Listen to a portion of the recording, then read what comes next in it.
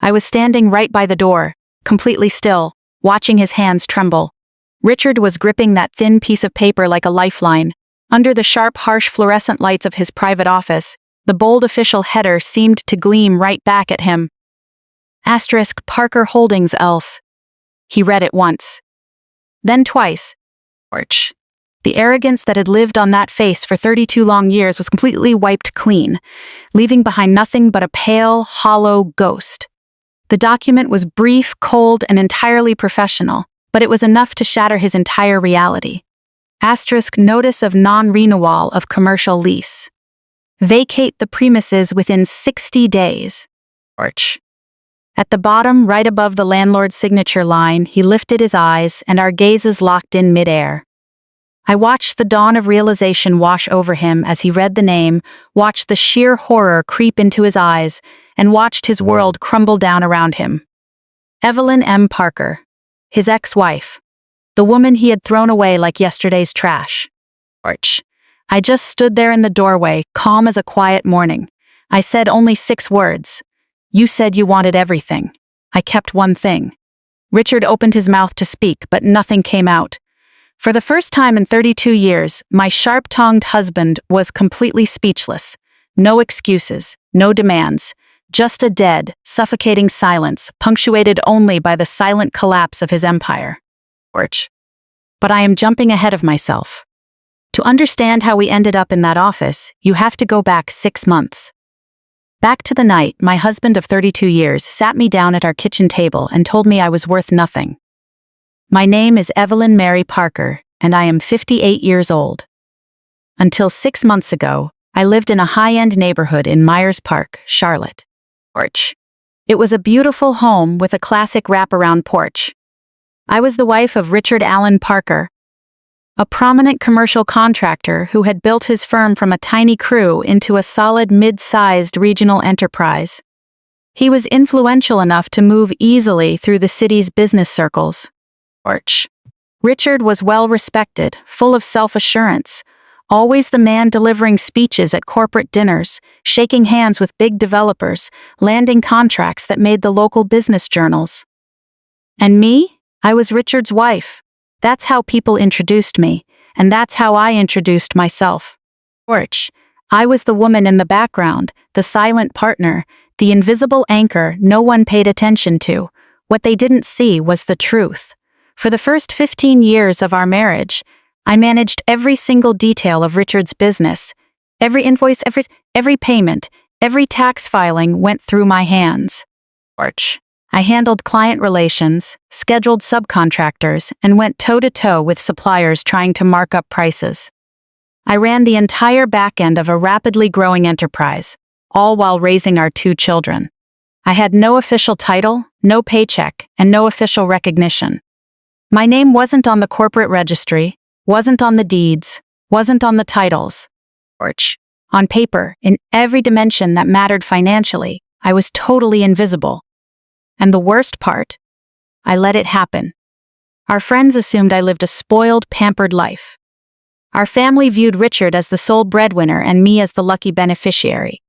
Even our own children grew up believing the narrative. Dad was the visionary, Mom was just the background help. Porch. For 32 years, I let everyone believe it. I let everyone believe I would be nothing without him. For a long time, I think I actually believed it myself. That house in Myers Park was Richard's pride and joy. 4 bedrooms, 3 baths, a manicured lawn he hired a crew to maintain. Porch. But I picked out every shade of paint on those walls, chose every piece of furniture, and hung every curtain over those windows. Over 3 decades, I made that house a home. Yet, only Richard's name was on the deed. I never asked why. Looking back, I should have. Our daily routine had settled into a predictable, almost numbing rhythm. Porch. Morning coffee. Richard scanning financial news on his tablet, moving around each other like pieces of furniture. We didn't argue, we didn't laugh. We simply coexisted. I can't pinpoint when we stopped actually talking. Somewhere between the kids leaving for college and the company doubling in size, the marriage turned into a transaction. Polite, functional, and completely hollow. Porch. I noticed the small details first. Richard started coming home later.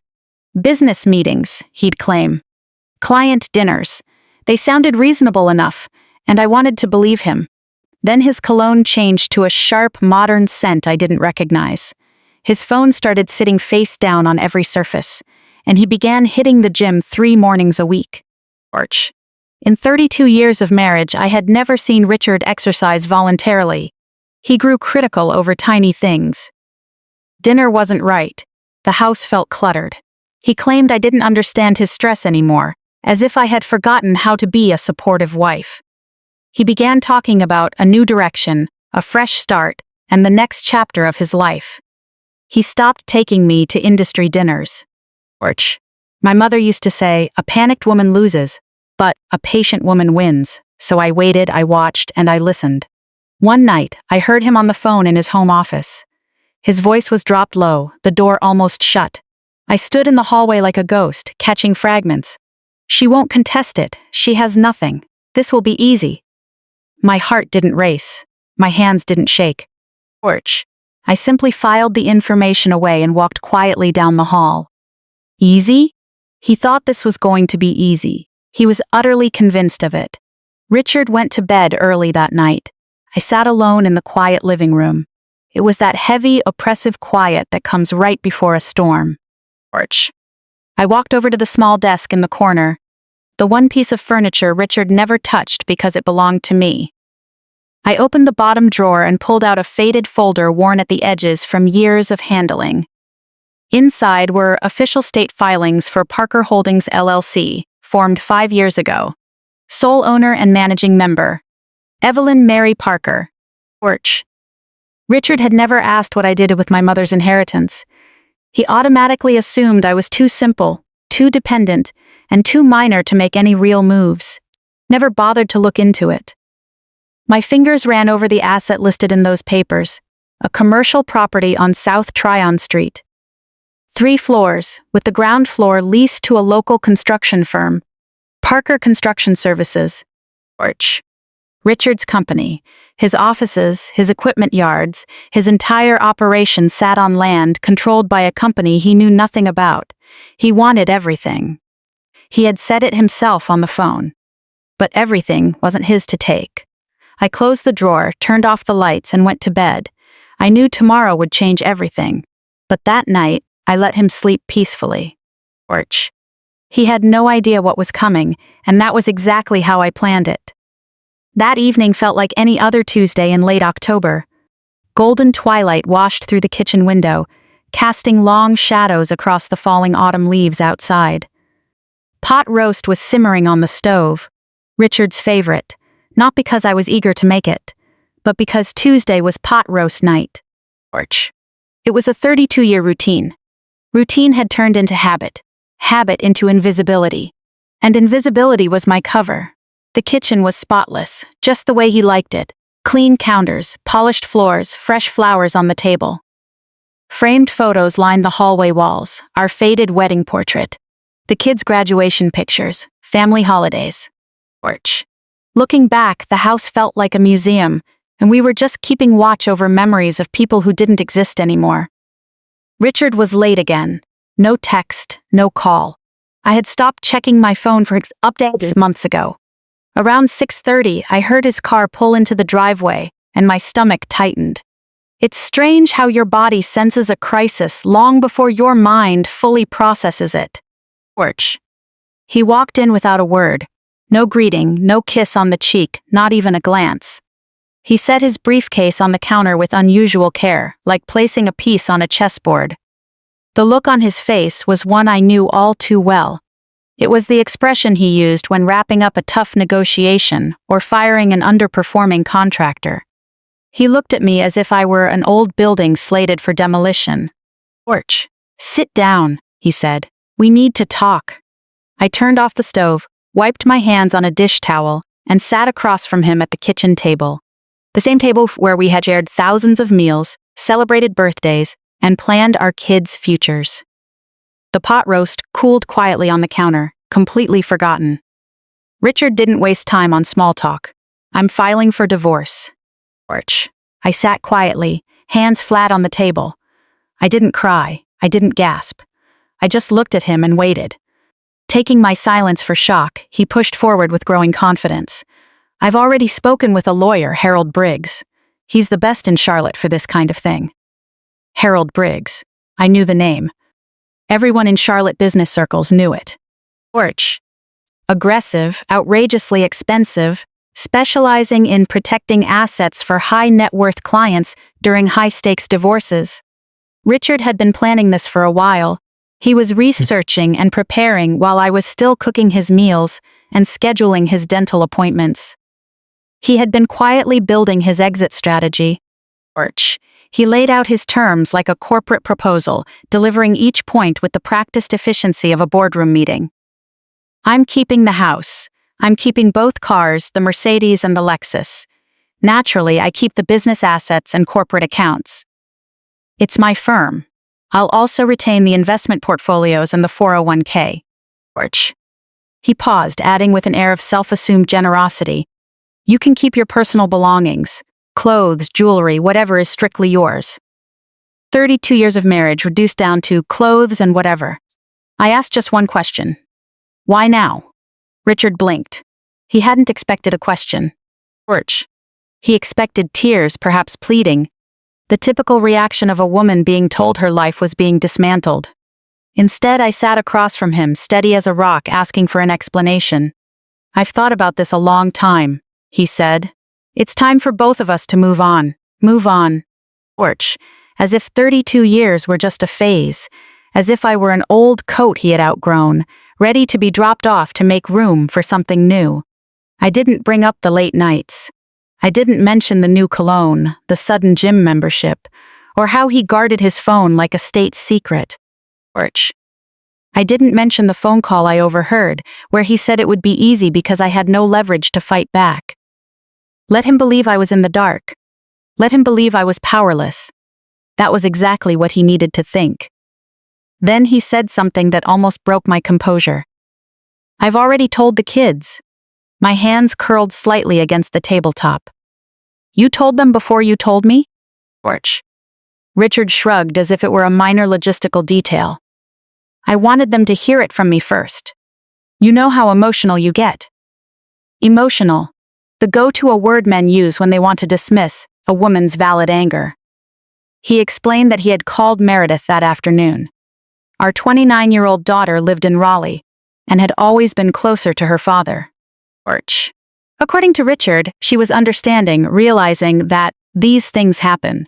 He had already shaped the narrative, framing himself as the reasonable, pragmatic adult, while I was cast as the unstable wife who needed to be managed. I'll talk to Nathan at the office tomorrow, he continued. Man to man.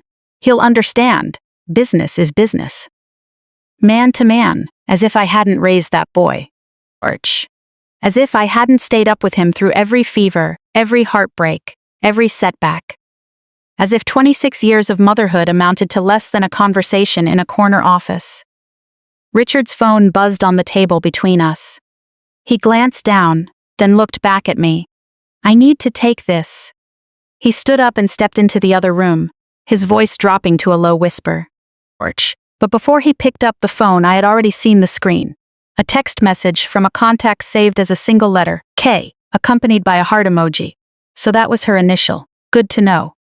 When he returned, he seemed far more relaxed, almost upbeat. That call had clearly lifted his spirits. Where were we? Logistics. He outlined the timeline. Filing next week. Orch.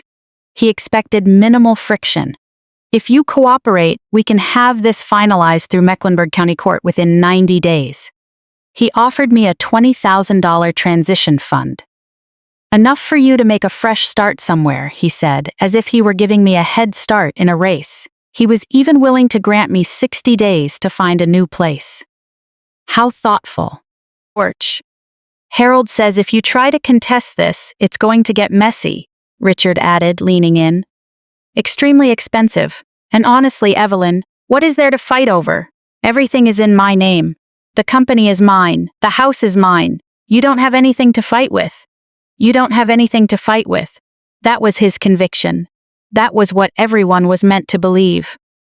I nodded slowly. Porch. I see. Richard smiled, relief flooding his face. Good. I knew you'd be reasonable about this.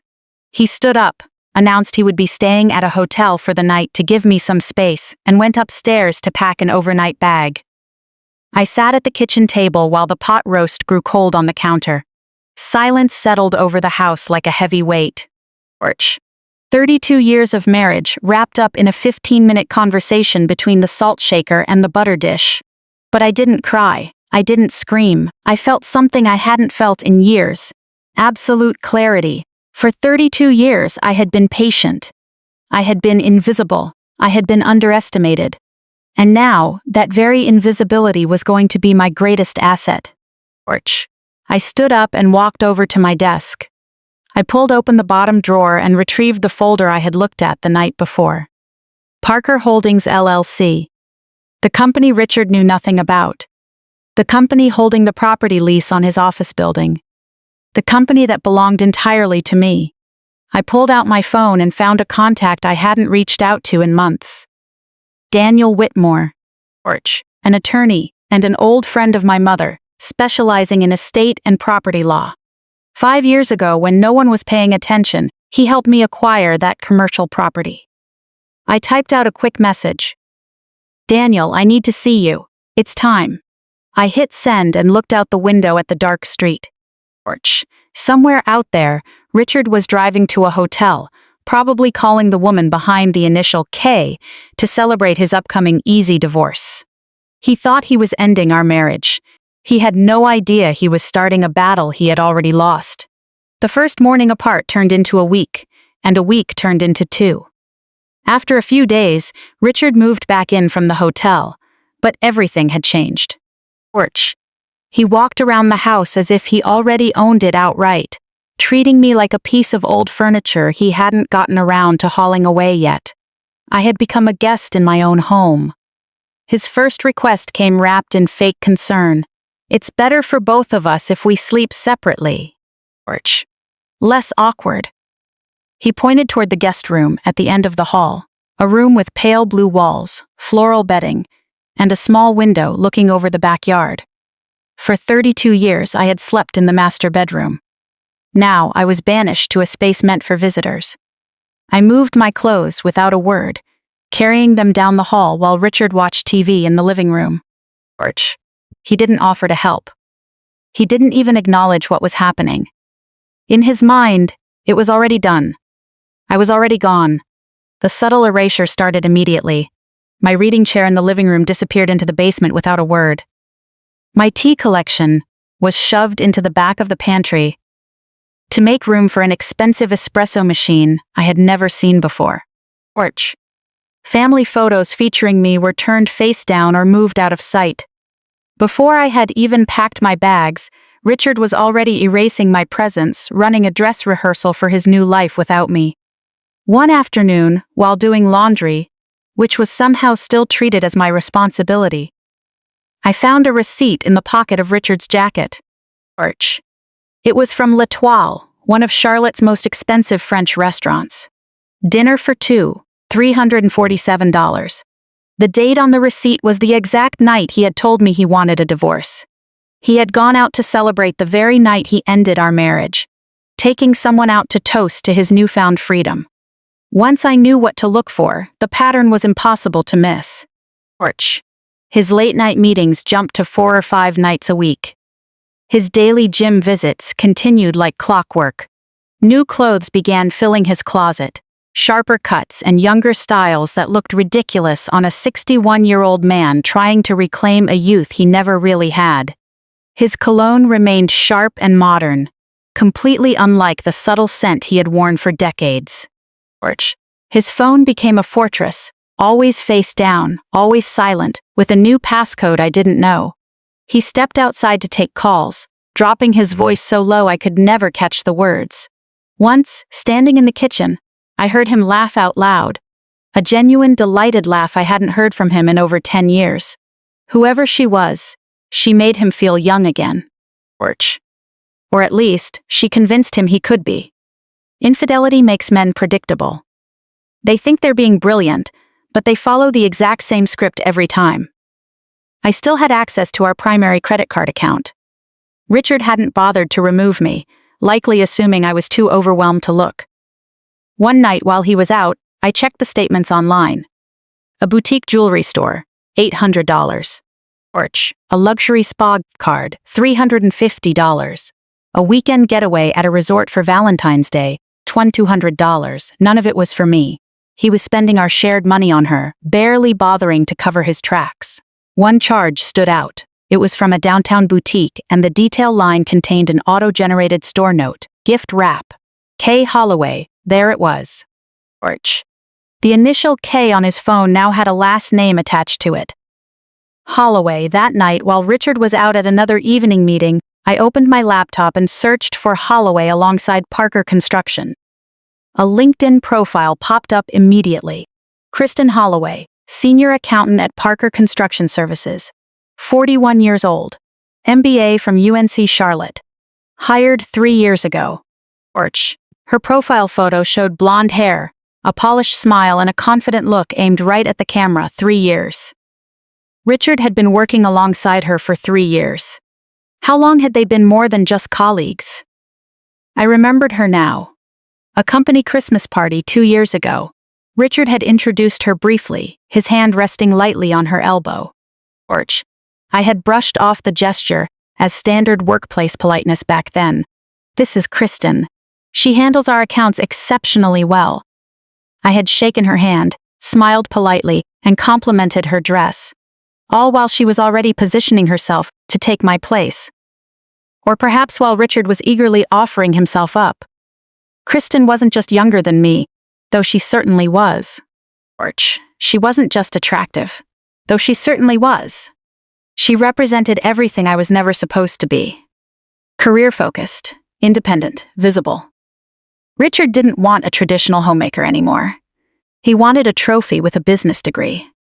That professional betrayal cut deeper than the personal one. I had helped Richard build that company from scratch. Porch.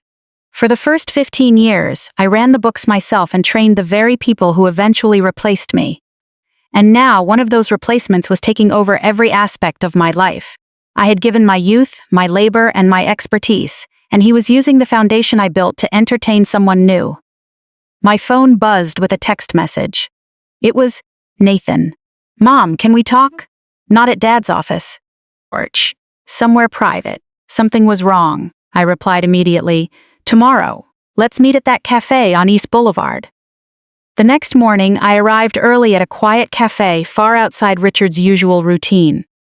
Nathan walked in looking exhausted, heavy dark circles under his eyes. At 26, he suddenly looked years older. Porch. He sat down across from me, gripping his coffee cup as if trying to steady himself. Mom, I need to tell you something about Dad. About her. He had seen them together at the office. It was far beyond professional interaction. Lingering touches, private jokes, long lunches that had nothing to do with client work. The entire office knew, but no one dared speak up out of fear of Richard. Porch. I didn't want to believe it at first, Nathan said, his voice raspy. But I saw it with my own eyes, Mom. Everyone sees it. Guilt was written all over his face. Keeping silent felt like a betrayal to me, leaving him caught between his job and his mother. I should have told you sooner, I'm sorry. I reached across the table and took his hand. You have nothing to apologize for. Porch. You aren't responsible for your father's choices. He looked at me, eyes glistening. Mom, there's something else. Financial stuff. I noticed discrepancies in the ledger. To protect his position, he couldn't share details, but he wanted me to know. If you need help, I'm on your side. My son. My child. In the middle of a collapsing family, at least one person chose to stand by me. Porch. That weekend, the Charlotte Chamber of Commerce hosted its annual gala, an event Richard and I had attended together for 20 years. This year he went alone. Strictly business, he claimed. No spouses. I didn't argue. Sunday morning, while scrolling through Facebook, I saw the photos.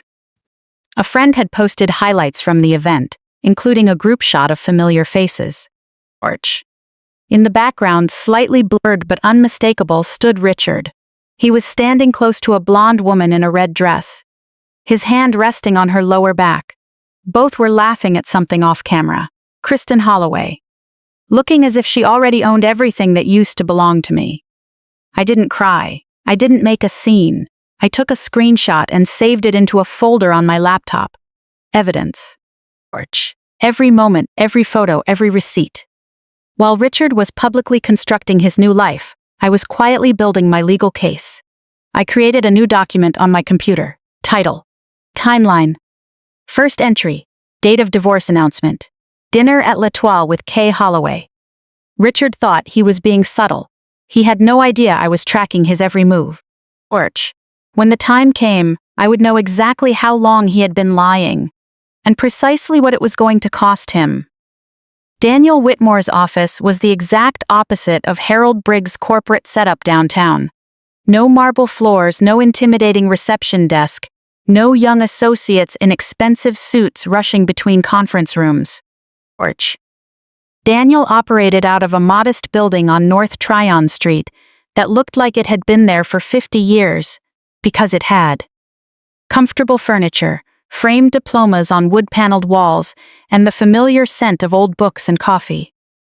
This was where my mother came whenever she needed legal advice, and where she directed me to go 5 years ago when I needed to secure my future. Daniel greeted me at the door with a warm handshake. At 71, with silver hair and kind eyes behind gold-rimmed glasses, he radiated calm authority. "Margaret's daughter," he said, stepping aside. "I was wondering when you'd call." He had known my mother for 40 years and handled her estate when she passed. 5 years ago, when I came to him with a private plan, he helped me without asking a single unnecessary question. "Your mother always said you were sharp," Daniel said, leading me into his office. "She said you'd know when the time was right." I sat across from him, holding the folder I had taken from my desk drawer. "Richard wants a divorce. He wants everything. I need you to help me give him exactly what he thinks he wants." Daniel raised an eyebrow. "Give it to him?" I nodded. "Give him everything he thinks he's entitled to, but first, I need to tell you what my mother left me, and what I did with it. To understand what happened next, you have to know where it all began. 8 years ago, my mother passed away, leaving behind the only legacy that truly mattered. My mother, Margaret Ellis, passed at 81. Widowed for 20 years, she maintained her fierce independence until her final breath. She worked as a bookkeeper for a manufacturing firm until retiring at 70, living simply in a modest home in Gastonia, North Carolina. She kept the place immaculate on a tight budget, never asking anyone for anything, and never owing a single dime. Her funeral was small. Old friends from church, a few distant relatives, and neighbors who remembered her decades of community service. Richard attended, though he spent most of the service looking restless. During the eulogy, I caught him checking his phone twice.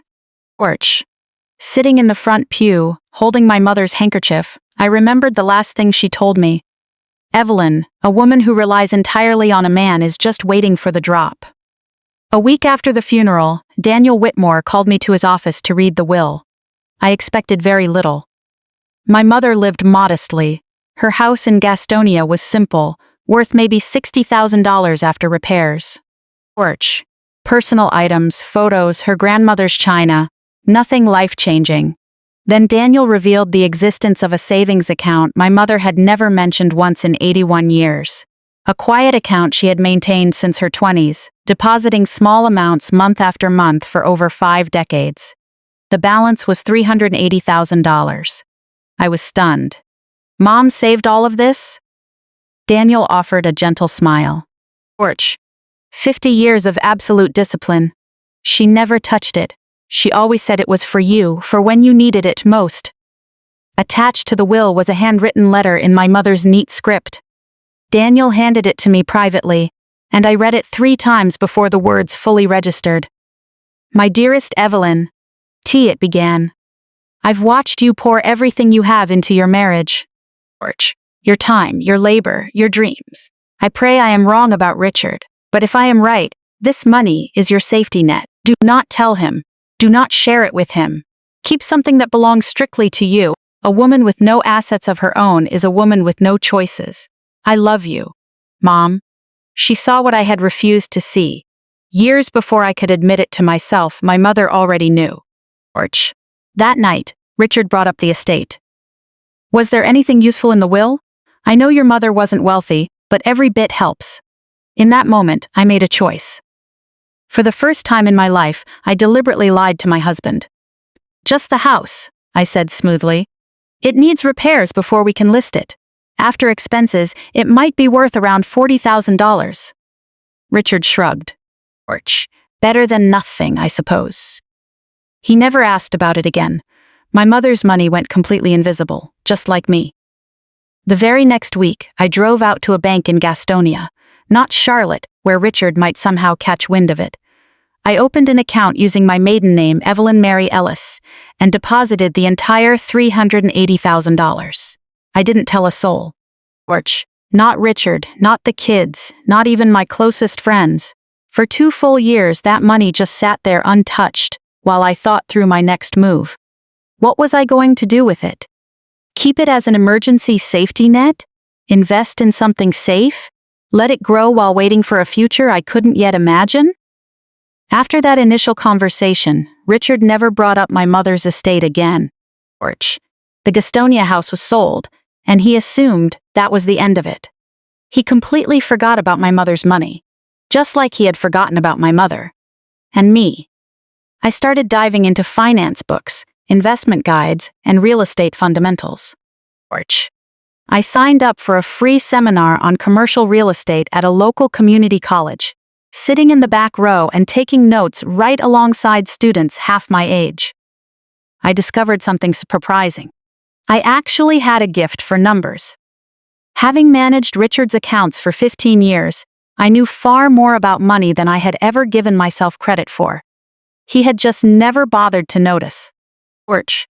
6 years ago, an idea started to take shape. What if I did more than just save it? What if I used it to build something that was entirely mine? Something Richard could never touch, could never claim, and wouldn't even know existed. Mom told me to keep something that belonged strictly to me. I decided to keep far more than money. I decided to acquire power.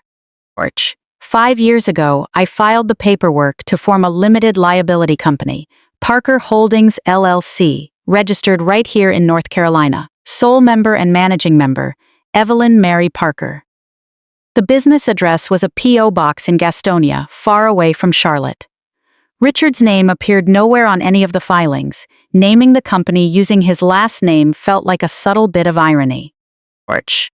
Everything he thought he owned would ultimately answer to an entity called Parker. Only it wasn't the Parker he assumed. I spent months studying Charlotte's commercial real estate market. I learned about mortgage notes, property liens, and distressed assets. Then, I stumbled onto an intriguing opportunity involving a property on South Tryon Street. Orch. It was a mid-sized commercial building, 3 floors, originally owned by an elderly investor who had recently passed away. The executor of his estate was struggling to manage the property. The mortgage wasn't paid off yet, held by a regional bank eager to unload the risk. And the ground floor was leased to a construction firm, Parker Construction Services, Richard's company. Orch. He had been leasing space there for 12 straight years. The very building Richard worked in every single day was standing on shaky ground, and I had the funds to do something about it. Guided by Daniel, I submitted an offer. Not to buy the building directly, but to purchase the mortgage note itself. $350,000. It wiped out almost my entire inheritance, but the bank accepted. Orch. What that meant was simple yet incredibly powerful. I now held the debt on the building. If the property were ever sold, I would be first in line to get paid. More importantly, I now held ultimate control over the real estate. I pulled up the lease agreement for Richard's office space, a standard commercial lease renewed every 5 years. The critical clause was buried deep in the fine print. Orch. In the event of a change in property ownership or mortgage holder, the new controlling party retains sole discretion to review and terminate renewal options. Richard had never bothered to read those terms. Without realizing it, he had signed away his own soft spot. Back in Daniel's office, I finished laying out the origin of the entire plan. Orch. He leaned back in his chair, a slow, deliberate smile spreading across his face. Margaret would be so proud of you. Hell, even I'm proud of you. He carefully reviewed the documents I brought. The LLC filings, the mortgage note, the lease terms. His professional assessment was exactly what I needed to hear. Richard has no clue you own this. It's completely insulated from your marital assets. Orch. An independent investment made with inherited funds is entirely protected from equitable distribution in divorce court. The strategy was crystal clear. Let Richard have everything he demanded in the divorce. The house, the cars, the business assets. I would accept a minimal settlement and walk away completely clean. Richard would celebrate his big win. Orch. Then, 2 weeks later, Parker Holdings LLC would issue a formal notice. The lease would not be renewed. As I was leaving his office, Daniel called out to me one last time. Evelyn, just one question. When Richard finally figures out the truth, and he will, sooner or later, what do you want to happen? I turned around to face him. I want him to know it was me. Orch. I want him to realize that the woman he tossed aside like trash was holding every single card all along. Mom always said the woman who knows how to wait will win. I waited 8 long years. Now it was almost time to pull the trap closed. The envelope arrived on a Tuesday morning while Richard was at work, delivered straight to the house by a courier. Orch. Official legal letterhead on thick, cream-colored paper. The kind that looks expensive just at a glance. Return address, Briggs & Caldwell, attorneys at law. Richard's legal bulldog had finally put his threats down on paper. I signed for the delivery and sat at the kitchen table to read it. The formal divorce petition had been filed in Mecklenburg County Court. Ground, irreconcilable differences. Orch. Standard boilerplate language, nothing surprising there. But the attached demands were outrageously brazen. Full ownership of the marital residence at 1847 Rosewood Lane. Both vehicles, the Mercedes and the Lexus. All commercial assets and associated accounts for Parker Construction Services. Every investment portfolio and retirement fund built over 32 years of marriage. He wanted it all. Orch. And the settlement offer presented to me? To the woman who had helped build every bit of it? A grand total of $15,000. 32 years of marriage, valued at less than a second-hand car. Attached to the petition was a personal note from Harold Briggs. The tone was polite on the surface, but dripping with thinly veiled threats. Orch. We encourage you to accept this generous settlement to avoid drawn-out litigation. Mr. Parker's assets are thoroughly documented and protected. Any attempt to demand funds beyond the proposed amount will be met with an aggressive defense. We trust you will make the rational choice. Generous. Rational. That afternoon, I drove to Daniel's office with the petition folder tucked under my arm. Orch. He flipped through every page, his expression darkening with each demand. When he finished, he set the papers down and looked at me with deep concern. Harold Briggs. Of course Richard hired him. Daniel laid out what we were up against. Harold would demand exhaustive financial discovery, subpoenaing bank records, business files, and tax returns going back 10 years. Orch. He would try to frame me as having contributed zero financial value to the marriage, arguing Richard built everything completely on his own. It was the standard playbook wealthy husbands used when trying to reduce a wife's claim to absolute dust. He's going to try to paint you as a total dependent who contributed nothing, Daniel warned. Orch. He outlined what a standard defense would look like, file a counterclaim, demand an equitable distribution of half the marital assets, subpoena Richard's business records, and fight for alimony based on 32 years of uncompensated labor that built his firm. You could probably land 40, maybe 50%, Daniel noted. Orch. It'll take 2 years and cost a fortune in legal fees, but you can fight this. I listened quietly to the whole thing, then shook my head. No, we're not fighting it, We won't contest a single point. Daniel stared at me. Evelyn, if you don't fight, you lose everything. Everything of value in your name will be gone. But Daniel, I don't have anything of value listed under the marital assets. Orch. That's the entire point. I reminded him of what we both knew. The house, the cars, the firm. They were all marital property, all registered under Richard's name. But my mortgage on the building, purchased independently with inherited funds, was completely untouchable in a divorce. It belonged to Parker Holdings, and Parker Holdings belonged strictly to me. Let Harold win, I told him. Orch. Let Richard take it all. And then let him find out what it all is actually worth.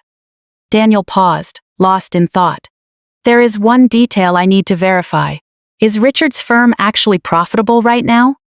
I hesitated. I hadn't managed his books in years, but Nathan had mentioned things weren't adding up in the ledger. Orch.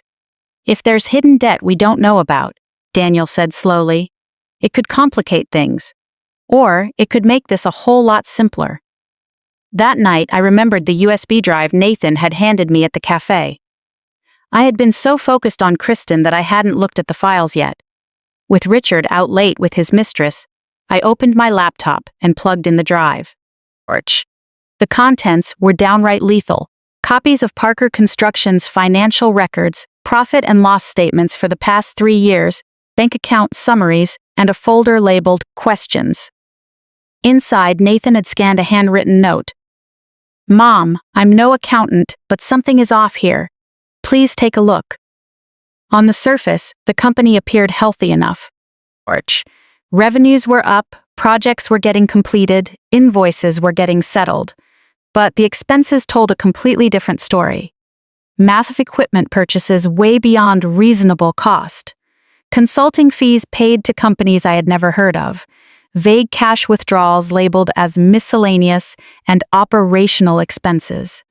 A corporate line of credit tapped out to 80% of its limit. Orch. I had run accounting for 15 years. I knew what financial health looked like. This wasn't health, this was a massive internal bleed. Digging deeper, I uncovered what Nathan had sensed but couldn't articulate. For the past 18 months, the company had been running in the red. Richard was using credit lines to cover shortfalls instead of actual profits. Orch. Every single quarter, he borrowed more money just to keep up the appearance of growth.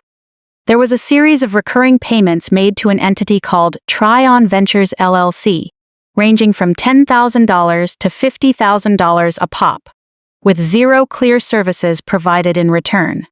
Orch. Checking the bank statements, I found a second mortgage secured against the commercial property where he rented his offices. The very building I held the note on. 2 years ago, without my knowledge, he took out secondary leverage using the business name. Richard wasn't just committing infidelity. He was driving his firm straight into the ground, all while believing he was hiding it brilliantly. Orch. I ran a quick search for Tryon Ventures LLC on the North Carolina Business Registry. The registered address was a P.O. box in Charlotte. The registered agent was a name I recognized instantly.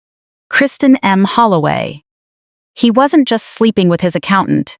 He was funneling corporate funds directly to her through a shell entity. Orch. Every consulting fee routed to Tryon Ventures went straight into his mistress's pocket. The next morning called Daniel with my findings. I read off the numbers, the suspicious transfers, the link to Kristen. When I finished, he let out a low whistle. Evelyn, do you realize what this means? The company wasn't an asset. It was a ticking liability. Orch. If Richard secured full ownership of the firm in the divorce, he inherited absolute liability for every single debt, every defaulted loan, and every dollar owed. The business accounts, the tapped credit lines, the secondary mortgage on the building. It all became his sole problem. Harold Briggs' aggressive petition wasn't a victory statement at all. Orch. It was a massive list of liabilities disguised as assets. He's demanding everything because he thinks it's valuable, Daniel said. In reality, he's demanding sole ownership of a sinking ship. Richard had always claimed I didn't understand business. He never realized I understood it far better than he did. Daniel adjusted our approach. Agree to every single term Richard demanded. Quickly. Torch. No negotiating, no financial discovery. Let him think I was completely clueless about the real state of the business. Take the minimal settlement and walk away completely clear. Let him discover the mountain of debt waiting for him once the final divorce decree went through. The less you fight back, Daniel explained, the faster he signs. And the faster he signs, the deeper he traps himself. Torch. That evening, I called Nathan. Before everything blew wide open, I needed to ensure he was safe. Sweetheart, I need you to do something for me. I asked him to quietly begin looking for another job without telling Richard. You've done more than enough. When this explodes, I don't want you caught in the crossfire. Nathan picked up on the severity immediately. How bad is it, Mom? Torch. Bad enough that I need you clear before anyone else figures it out. He agreed to start looking right away. He had solid connections at other construction firms, and his skills were genuinely valuable. His reputation stood independent of his father's. At least for now. Mom, are you holding up okay? I smiled, even though he couldn't see me. I'm going to be better than okay, I promise. Torch. After hanging up, I sat alone in the guest room. The house was dead quiet. Richard was out with Kristen again, celebrating a victory he didn't realize was completely hollow from the inside out.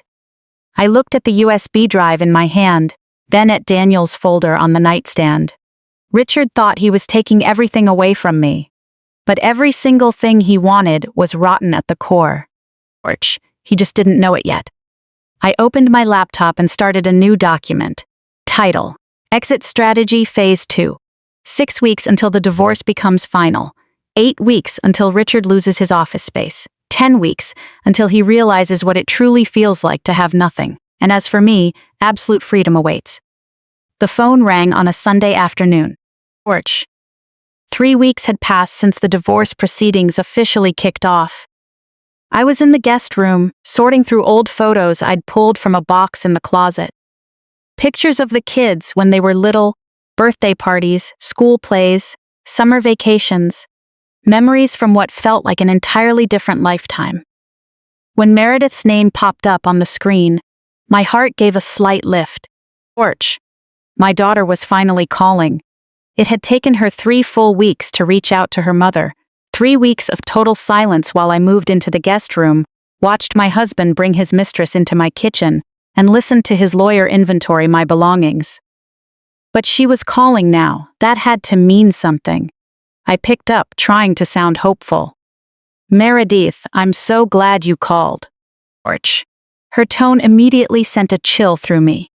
Every word sounded rehearsed, completely devoid of warmth or genuine concern. Mom, I think we need to talk about what's happening. She sounded like she was reading off a script.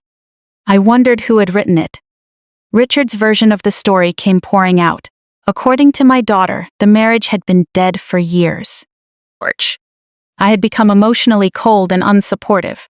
Despite everything Richard tried to do to save it, I had refused to compromise. The divorce was sad, but absolutely necessary for everyone's happiness. Dad said you two just drifted apart, Meredith explained, as if that made it simple. He said if I stayed neutral, you'd understand. Torch. Neutral, the word children use when they've already picked a side. Her voice hardened. Mom, Dad told me you aren't even fighting for the house. You're just giving up. She paused before dropping the hammer. He said you must have seen this coming for a long time, and that you just didn't care enough to save it. The accusation hung heavy between us. I was the problem. I was the failure. Torch. Richard had framed the narrative, and Meredith had swallowed it whole. Your father gave you his version, I said carefully. That doesn't make it the truth. Silence stretched over the line. Then Meredith asked a question that almost broke my resolve. Mom, are you hiding something from me? Torch. For a split second, I considered laying it all out. The affair, the shell company, the commercial building, the plan I had spent 5 years building. But I held back. Meredith wasn't ready for the truth. She was still living in her father's world, believing the reality he had built for her. When this is all over, I said softly, We will talk, I promise. Meredith let out a sigh. Orch. I hope you know what you're doing, Mom. I hope so too. After hanging up, I sat under the weight of that conversation for a long time. Meredith had always been Richard's daughter. Ever since she was little, she craved his approval, his attention, his praise. Orch. I remembered her scanning the audience for her father's face during dance recitals, showing her report cards to Dad, first choosing to attend his alma mater for college. Every major choice was filtered through what would make him proud. Richard fed into that, intentionally or not. Orch. He was the exciting parent. The one traveling for business to interesting cities, taking urgent calls that couldn't be interrupted, surrounded by the promise of success. I was the parent who handled the day-to-day grind. Homework help, doctor runs, staying up through late-night fevers and heartbreaks. I was the foundation. Richard was the fireworks, and kids always remember the fireworks. Orch. Nathan was different. By high school, he had already started seeing through the show. When he was 16, he told me, "Mom, Dad takes credit for everything you do. It isn't fair." I told him life wasn't always fair. What I didn't tell him was that I was keeping track. A daughter who believed in surface appearances. A son who saw the core underneath. Orch. I couldn't force Meredith to see the truth right now, but I could make sure Nathan was protected when it all came down. On Tuesday, I received an unexpected visitor. Around mid-morning, the doorbell rang. Opening the door, I found Gloria Parker standing on my porch. Richard's mother. 79 years old, silver hair set perfectly, pearl earrings catching the autumn light. Orch. She hadn't called ahead. Gloria never did. She believed surprise visits gave her the upper hand, and usually she was right. I let her in and offered tea. She declined, taking a seat on the very edge of the living room sofa, as if worried the furniture might smudge her. Her eyes scanned the room with unhidden judgment, assessing every detail. "I see you're still here," she noted. Orch. "Richard mentioned you'd be finding your own place soon. The divorce isn't finalized yet. I have every right to be here." Gloria launched straight into an obviously prepared speech. "Evelyn, I've known you for 32 years. I want what's best for everyone. Richard worked incredibly hard to build his success. It would be a terrible shame if this divorce turned ugly. Orch. I hope you'll do the right thing and let him keep what he earned." The message underneath was clear. Don't fight back, don't cause trouble, fade away quietly, and let Richard take everything. Then she leaned in, dropping her voice to a conspiratorial whisper. "Just between us, dear. I always felt you married above your station with Richard. Your mother was a sweet woman, but far too simple. Orch, Richard needs a woman with real drive and ambition. Maybe this is for the best. You can find someone more suited to your level." Standing right inside my home, she insulted my mother, my late mother. I placed my teacup down with deliberate calm. "Gloria, thank you for your input. Orch. I will give your advice all the consideration it deserves." I stood up, signaling clearly that the conversation was over. "I'm sure you have places to be." Gloria blinked, caught completely off guard by the abrupt dismissal. She wasn't used to being shown the door. I walked her to the entryway, holding the door open. "Please give my regards to Richard.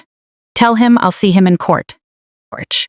She left in a huff, giving me far more satisfaction than I should probably admit. On the porch, she turned back for one final shot. "Evelyn, I don't know what you think you're playing at, but Richard always wins. Always." I watched her walk toward her car, heels clicking sharply against the pavement. She had no idea that this time, Richard had already lost. Orch. 2 days later, I met Nathan at the cafe on East Boulevard. When he walked in, he looked noticeably lighter, a spark of hope in his eyes that I hadn't seen in weeks. "Mom, I heard back from Henderson Construction in Raleigh. A solid, reputable, mid-sized firm, expanding steadily in the commercial market. They wanted to bring him on as a project manager." Orch. The pay was slightly less than what Richard paid him, but it offered actual growth. Above all, it meant independence, a future completely separate from his father's crumbling empire. "If they extend the formal offer, I'm taking it," Nathan said. I can't stay around Dad anymore. Not after everything I've seen. He filled me in on what was happening at the office. Porch. Kristen was essentially running the place now. She was attending meetings Richard used to handle alone, making calls without consulting anyone, walking around like she already owned the company. The staff was whispering about the shift in power, creating an atmosphere thick with tension and uncertainty. Dad is totally checked out, Nathan whispered. Porch. It's like he's already planning his new life while completely ignoring that his current one is burning down. I reached across the table and squeezed my son's hand. I'm so proud of you for seeing the truth and for choosing your own path. His eyes shimmered with emotion. I'm sorry I didn't speak up sooner. About Kristen. About all of it. You spoke up when it mattered most. Porch. That's what counts. As we stood up to leave, Nathan hesitated. Mom, one more thing. Grandmother Gloria stopped by the office yesterday. She was pressing Dad about your financial situation, asking if you could be hiding anything. His concern was real. She's digging for leverage. Be careful. I smiled softly. Let her dig. She can't find what she doesn't even know exists. Porch. That night, Richard didn't get home until long past midnight. I heard him stumble through the front door, heard Kristen's laugh echoing from the driveway, and then heard her car pull away. I stayed in the guest room with the lights off, listening as he moved through the house that would soon belong solely to him. Porch. I took inventory of my losses, a daughter standing squarely on Richard's side, an openly hostile mother-in-law, a husband who felt like a complete stranger, a borrowed home, and friends whose loyalties were entirely suspect. Then I took inventory of my assets, a son standing firmly by my side, an attorney ready for battle, a commercial building in my name, and a strategy already fully in motion. Porch. My phone buzzed on the nightstand. It was an email from Daniel. Subject, confirmed court date. 6 weeks out, 6 weeks. In 6 weeks, this chapter would be closed. In 6 weeks, I would be completely clear of this house, this marriage, and this version of myself. They thought I was entirely isolated. Gloria thought I was beaten. Meredith thought I had surrendered. Porch. Richard thought I was completely irrelevant. But being alone doesn't mean being weak, and staying silent certainly doesn't mean you've lost. I typed a quick reply to Daniel.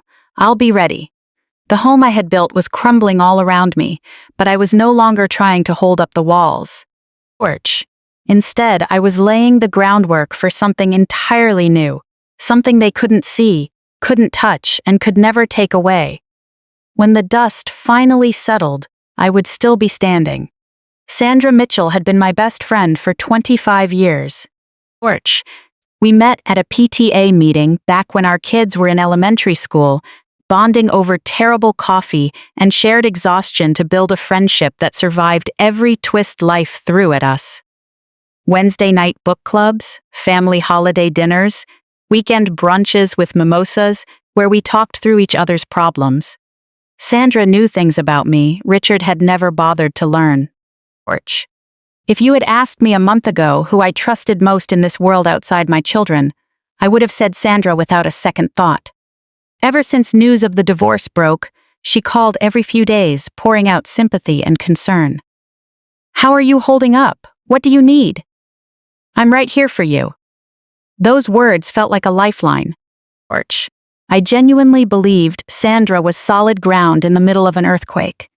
4 weeks into the divorce process, Sandra came over to visit. Richard was at work, or with Kristen, which amounted to the exact same thing now.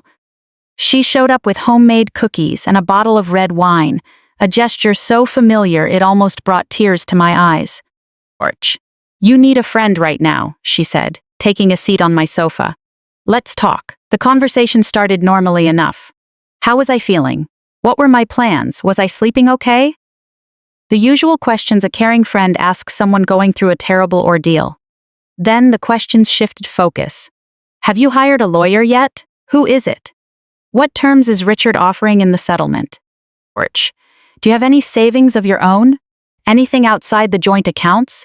And then, with carefully staged casualness, she asked, What about that inheritance from your mother? Did you ever invest it? The questions were coming too fast, far too specific. Sandra wasn't asking as a friend. She was probing like an investigator. I paused before answering, a cold sensation settling deep in my chest. Orch. I decided to test my suspicion. Actually, I said carefully, I've been thinking about fighting for half of the firm. Daniel thinks I have a really strong case. Sandra's eyes widened slightly, not with supportive interest, but with sudden tension. Really? That sounds a bit drastic. What would you even do with a construction company? Her tone was off, discouraging, almost warning me off. Orch. A real friend would have said, "Good for you," or "Go get what you deserve." Instead, Sandra was trying to talk me out of it. She reached into her bag for her phone, glanced at the screen, and set it down. Sorry, just keeping an eye out for text updates from the kids. But I caught a glance of the screen. A text thread was open, and the contact name at the top read, Richard P. Orch. My best friend of 25 years was reporting directly to the man trying to strip me of everything. The betrayal hit like an icy wave. For a second, I couldn't catch my breath. Sandra had held my hand at my mother's funeral. Sandra knew my fears, my dreams, my deepest insecurities. And now, Sandra was feeding intelligence straight to the person trying to dismantle my life. Orch. I didn't break down, and I didn't confront her. Instead, I quickly pivoted. You know, you're right, I smoothed out my voice. Fighting it sounds exhausting. I'll probably just sign whatever Richard puts in front of me and move on. Sandra visibly relaxed. Evelyn, that is so mature of you. Richard will really appreciate that. Richard will really appreciate that. She had let it slip. Orch. As she gathered her things to leave, I asked one last question. Sandra, can I ask you something? Have you seen Richard lately? At an event or anything? Her pause lasted just a fraction of a second too long. No, not at all. You know how crazy busy everyone is these days. She was lying. I could see it in the way her eyes avoided mine. Orch. But beyond the clear betrayal, what else was she keeping quiet about? 3 days after Sandra's visit, I was scrolling through Facebook, a habit I was trying to break. But loneliness makes you crave connection, even the superficial kind. A photo popped up in my feed, posted by a mutual acquaintance, Catherine Wells. Wonderful evening celebrating Sandra's birthday. Love these people so much. Orch. The group photo showed 12 women, people I had known for decades. Sandra was right in the center, beaming, surrounded by friends holding up champagne glasses. Every single woman from our core social group was there. Women who had dined at my table, called me for advice, and shared countless milestones over the years. I wasn't in the picture. I hadn't been invited. Orch. I scrolled through the comments and tagged names, confirming what I already knew. This wasn't an oversight. It was a conscious choice to exclude me. Then I spotted a second photo. In the background of a group shot, slightly out of focus but unmistakable, stood Richard in his finest suit, laughing near the bar. Orch. Standing right beside him, wearing a red dress that cost more than my monthly grocery budget, was Kristen Holloway. Her hand rested on his arm, her smile matching his. At Sandra's birthday party, my husband and his mistress were both there, and not a single person had mentioned it to me. No one thought I had a right to know. In that instant, the reality set in. Orch. Richard hadn't just walked away from our marriage. He had taken my social circle with him. He was charming, successful, and well-connected. I was the cast-off wife, an inconvenient reminder of a life he was eager to put behind him. In every divorce, people draw lines and pick sides. I had naively assumed our friends would remain neutral. I hadn't realized that neutral simply meant choosing him. Orch. Just as I was about to close the app, a notification flashed on my screen. A direct message from an unexpected source, Patricia Knowles. A woman on the outer edge of our social circle, a retired accountant, widowed 5 years ago, who always kept to herself at gatherings. We had exchanged polite pleasantries over the years, but had never held a real conversation. Her text message was simple. Orch. Evelyn, I saw what happened at Sandra's party. I saw how Richard was acting, and I saw the woman he was with. If you ever need someone to talk to, or if you need a witness to testify, I'm here. Some of us haven't forgotten who you really are. I stared at that text for a long time. Then I typed back, "Can we meet?" Orch. 2 days later, I was sitting across from Patricia in a quiet cafe in Dilworth, well away from our usual neighborhood. At 72, she had sharp eyes and her silver hair cut into a practical style.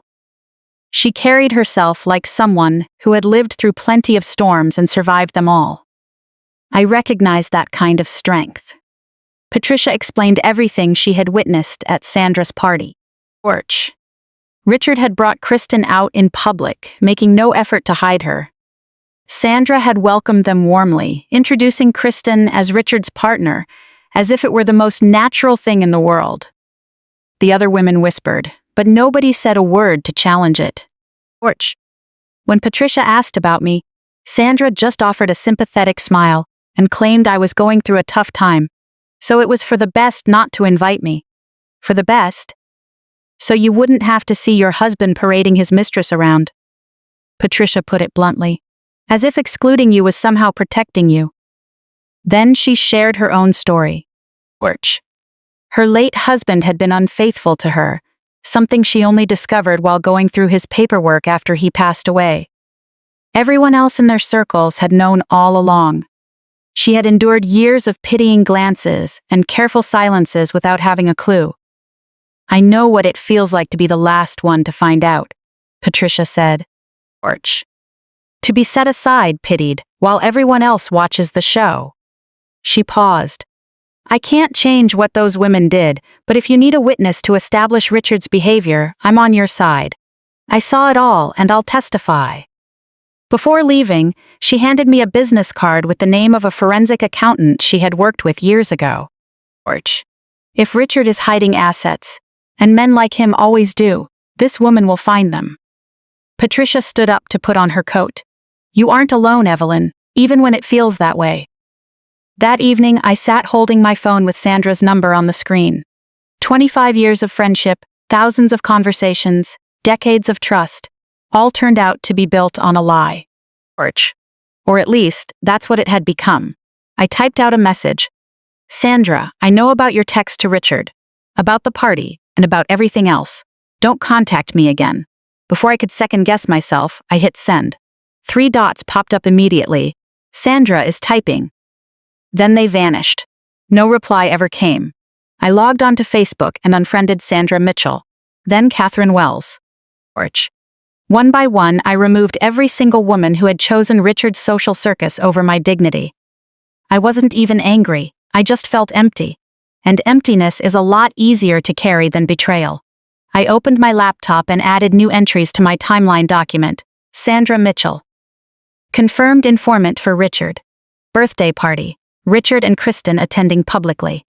Orch. Patricia Knowles. Potential witness. Evidence doesn't need emotion. My phone buzzed with a text from Daniel. Quick question. Did Richard ever mention property up in Blowing Rock? A mountain cabin purchased 3 years ago. My heart skipped a beat. A cabin from 3 years ago? I had no idea it existed. I typed back. No, give me the details. Orch. Every time I thought I had uncovered all of Richard's secrets, another door swung open. A cabin I'd never heard of. Money I'd never seen. A whole life he had been building behind my back for far longer than I could have imagined. But every secret he hid was just another thread for me to pull. And I intended to pull every single one. Orch. This new apartment was tiny, smaller than the walk-in closet in our old house. At 750 square feet with clean lines and huge floor-to-ceiling windows, it sat 3 stories up in a modern building in South End, Charlotte.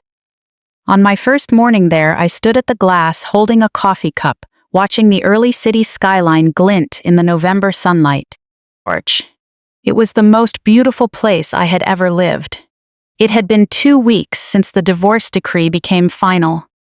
2 weeks since I signed those papers, surrendered everything Richard thought mattered, and walked out of that courthouse toward a future that was entirely my own. The $20,000 settlement check had cleared, deposited into a personal account with only my name on it. Orch. By middle-class standards, it wasn't a fortune, but it was more than enough for me. Enough to cover the first month's rent, a security deposit, and a few simple pieces of furniture that didn't carry 32 years of baggage. The apartment had an open living space with a small kitchen, a bedroom, and a tiny second room I turned into an office.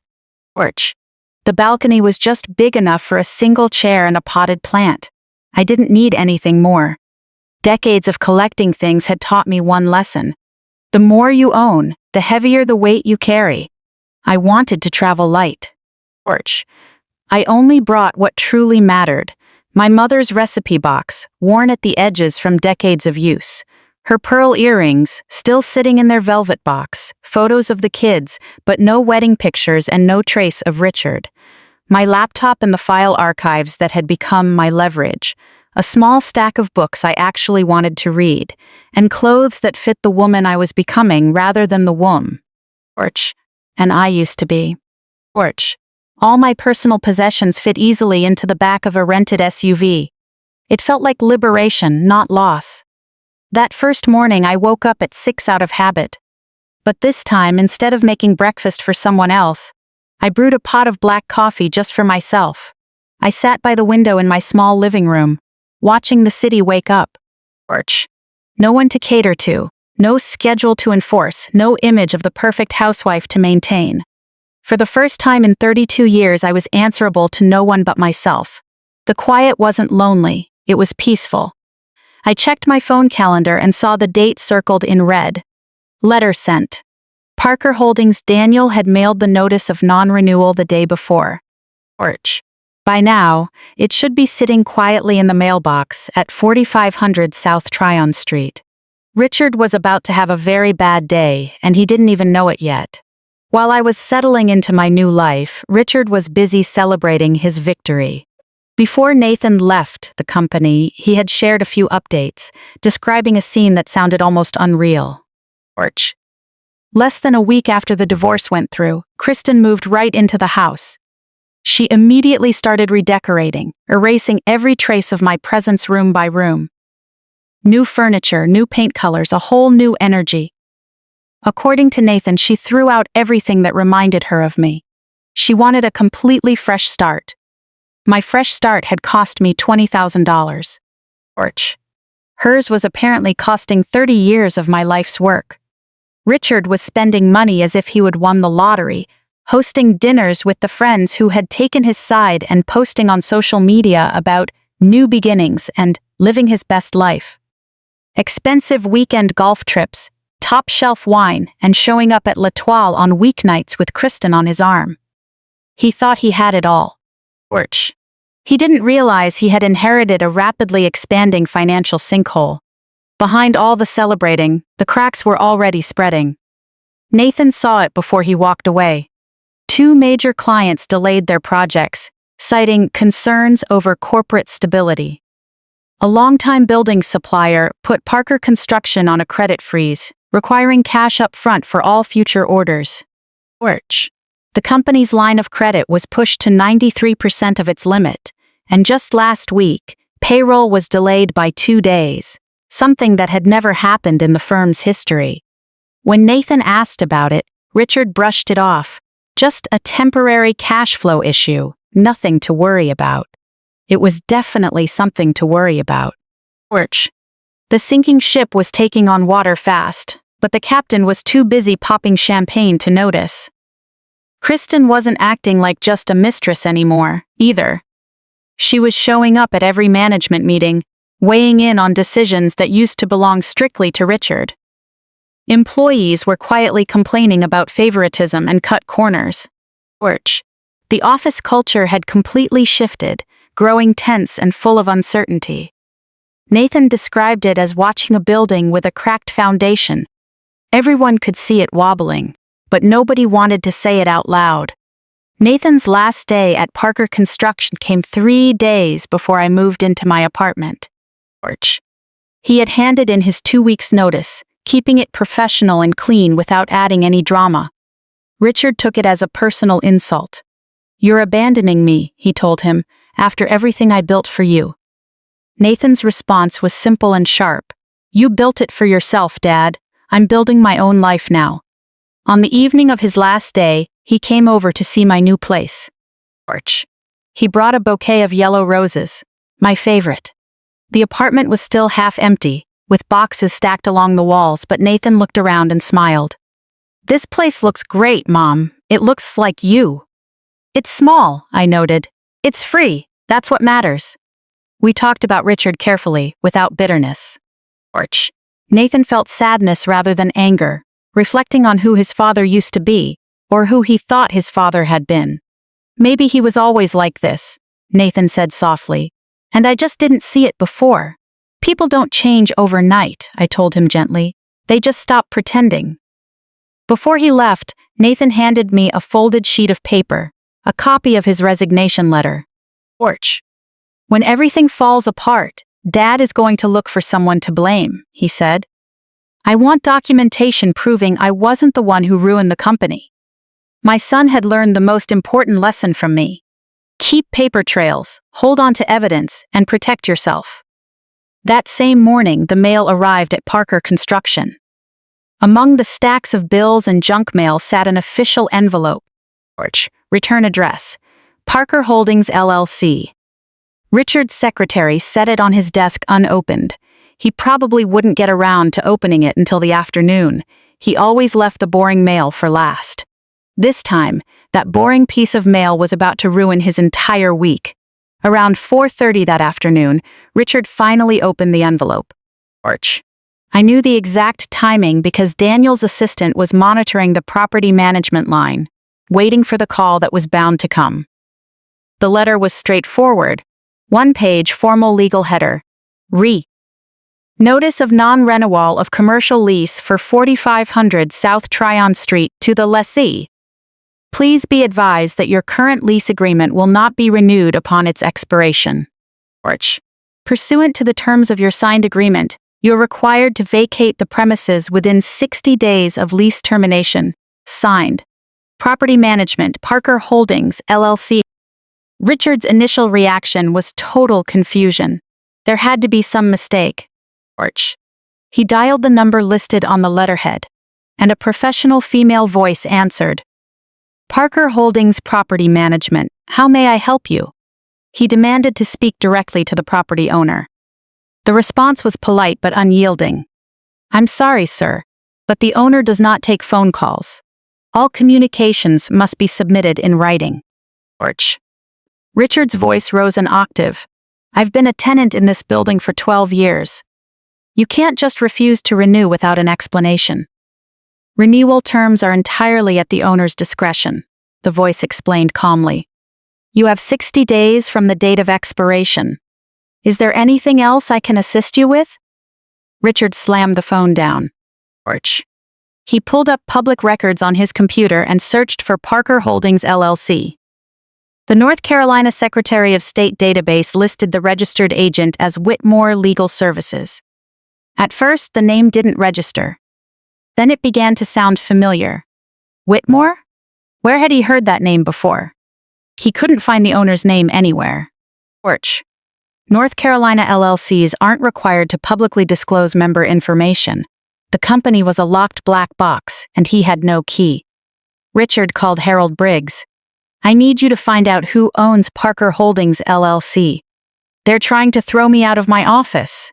Harold agreed to look into it, though his parting comment carried a trace of unease. Parker Holdings? Interesting name. Sounds like someone's trying to make a point. Richard didn't catch the subtext, at least not yet. That night, Daniel called to update me. The letter was delivered and signed for. Richard picked it up himself. He called the property line and hit a dead end. Everything is moving according to plan. Harold Briggs is investigating now, Daniel continued. He'll trace the LLC, but he won't find the owner right away. At least not easily. He'll try to negotiate, try to figure out who's running things behind the scenes. He'll try everything. And when he finds out it's me, I replied softly, he'll finally understand what he really lost. After hanging up, I cooked dinner for myself. Simple pasta, a glass of wine, and soft jazz playing from my phone. I ate at the small table by the window, watching the city lights flicker on in the darkness below. Richard was probably spiraling right about now. I could picture it perfectly, the fury, the frantic phone calls, the total refusal to accept reality. And here I was, eating pasta and listening to jazz. The contrast was incredible. My phone buzzed with a message from an unknown number. Mrs. Parker, this is Harold Briggs. We need to discuss a property matter. Please call me back at your earliest convenience. I smiled and set the phone down without replying. Harold wanted answers, but he wasn't getting them. Not yet. Not until Richard stood at my door and fully realized that the woman he threw away like trash held the key to his entire business empire. The first domino had fallen. Now, I was going to watch the rest tumble, one by one. Everything Richard built on lies and arrogance was coming undone, and I would be right here in my quiet apartment, peaceful, free, and completely in control. In the 10 days following the notice of non-renewal, I watched Richard scramble like a man trapped in a burning house, keeping tabs through second-hand reports and careful observation. Daniel kept me updated on Harold Briggs' investigation. Nathan, despite leaving the firm, still heard updates from former colleagues who trusted him far more than they trusted his father. And I waited patiently, just as I had for the past 30 years, knowing the moment of truth was right around the corner.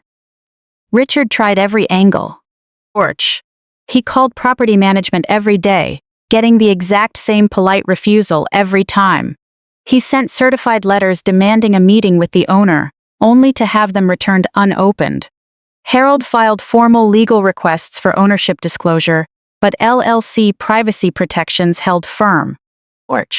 He even tracked down the executor of the previous owner's estate, hoping to learn who had bought the mortgage note, but they knew nothing. Every door Richard knocked on was locked. Every wall he hit was me. Harold Briggs was nothing if not thorough. He was expensive, but he earned his fee. Like a hound tracking a scent, he followed the multi-layered ownership structure of Parker Holdings LLC, picking through state filings with the relentless persistence that justified his $400 an hour rate. Registered agent, Whitmore Legal Services. Date of formation: 5 years ago. Business address: a P.O. box in Gastonia. Still, North Carolina LLC laws prevented him from viewing the member list directly. The fortress had no visible entrance until he found a single opening. The connection came through property transaction records. 5 years prior, Parker Holdings LLC had purchased the mortgage note on the building, with funds traced back to a bank account in Gastonia. Listed on the original wire transfer records was an account holder name Harold finally recognized: Evelyn Marie Ellis, my maiden name. The name I used when opening the account after my mother passed away 8 years ago. The name linking me to the inheritance Richard had dismissed as pittance. On a Friday afternoon, 3.5 weeks after the divorce became final, Daniel called me. Harold just informed Richard. He knows. My heart didn't race, my hands didn't shake. I had waited 5 years for this moment. What did he say? Daniel paused. Apparently, he refused to believe it at first. He told Harold it was impossible, said you didn't have any money and could never pull off something like this. I smiled. Of course he wouldn't believe it. An hour later, my phone rang. Richard's name flashed across the screen. I let it ring 3 full times before picking up. Hello, Richard. My voice was calm, steady, and completely neutral. No anger, no hostility, no excitement, just the tone of a woman who had nothing left to prove. His voice sounded raspy, stripped of the confidence I had listened to for 32 years. You own the building. Yes. One word. No explanation, no apology, no gloating. Just a simple confirmation of what he had finally figured out. How, when, why didn't you? He couldn't even put a full sentence together, his questions stumbling over one another. I bought the mortgage note 5 years ago using my mother's inheritance, I explained patiently. After her estate was settled, you never asked about her money. You just assumed it was worthless. You lied to me. You told me the house in Gastonia sold for $40,000. That was true. But I never said that was all she left. Dead silence fell over the line. I could hear his heavy breathing as he tried to process what he was hearing. 5 years. I had held the lifeline of his firm for 5 full years. Every month, his rent checks had gone straight to me. Every decision he made in that office took place on land I controlled, and he had never known, never suspected, and never bothered to ask. Then Richard shifted tactics, desperation quickly replacing his anger. "Evelyn, we can work this out. I'll pay higher rent. I'll sign a longer lease. Name your terms." "The decision is made, Richard. The lease will not be renewed." "You can't do this." "This is my company, my life's work." "I know. You told me that often enough. You just never considered that your life's work was sitting on my foundation." His voice cracked. "Evelyn, please. For the sake of 32 years together." I cut him off, something I had never done during our entire marriage. "For the sake of 32 years? After 32 years, you sat me down at our kitchen table and told me you were taking everything." I let the weight of that sink in. "You got everything you asked for, Richard. Everything you thought you wanted." I paused. "You have 50 days left. I suggest you start looking for a new space." I hung up before he could answer. A deep silence settled over my apartment. Setting the phone on the table, I looked out at the Charlotte skyline. Somewhere out there in the city, Richard was staring at his phones, listening to the dial tone, trying to make sense of what had just happened. For the first time in his life, Richard Allen Parker had no idea what to do next. That evening, Daniel called to check on me. "How are you feeling?" I thought about it for a moment. "I feel free. Like I've been holding my breath for 5 years and finally let it out." He chuckled softly. "That's the best kind of revenge. Not anger, just peace." That same afternoon, Richard sat at his desk with the phone still in his hand as the harsh reality of his situation set in. 50 days. How do you relocate an entire construction operation in 50 days? Moving the heavy equipment alone would take weeks. Finding new commercial space in Charlotte's tight real estate market could take months of searching, negotiating, and paying massive deposits.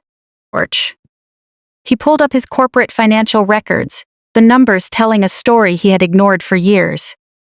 The line of credit tapped to 93%, cash reserves drained by divorce celebrations, and Kristen's redecorating projects, and 2 major clients threatening to pull contracts over concerns about company stability. The company wasn't just struggling, it was hemorrhaging funds. He couldn't afford to move, he couldn't afford to stay, and he couldn't afford to operate. Kristen arrived at the office around 5 p.m., fresh from a spa visit, her new weekly routine since moving into the house. New clothes, new jewelry, a fresh manicure, all paid for with money Richard was rapidly running out of. "Hey babe, you look terrible. What happened?" Richard explained the situation, the building, Evelyn, the eviction. He watched her face change as she processed the information. First came confusion. Wait, she owns the building? Then disbelief. How is that even possible? Then pure calculation, her eyes darting to her designer bag and her phone as her mind weighed her options behind her makeup. Finally came concern, though not for him. What does this mean for the company? What does it mean for us? Richard caught the pause right before us. She was already planning her exit strategy. He just didn't realize it yet. That evening, I sat on my small balcony, watching the Charlotte sunset, orange and pink painted across the skyline as the last daylight faded into dusk. Holding a glass of wine, I could see my mother's recipe box on the kitchen shelf through the window. I thought I would feel triumphant, but I didn't. I felt a quiet emptiness, the kind that comes when you finally set down a heavy load you've carried for way too long. It was relief rather than victory, peace rather than excitement. My phone buzzed with a text from Nathan. "Mom," Dad called me. "He knows about the building. He's going to lose it." I typed back. "I know. I just spoke with him. Are you okay?" "I'm fine. Actually, I feel good. I really do." 3 typing dots appeared, followed by his reply. "I'm proud of you, Mom." For 32 years, I had waited to hear those 5 words from someone who truly meant them. Orch.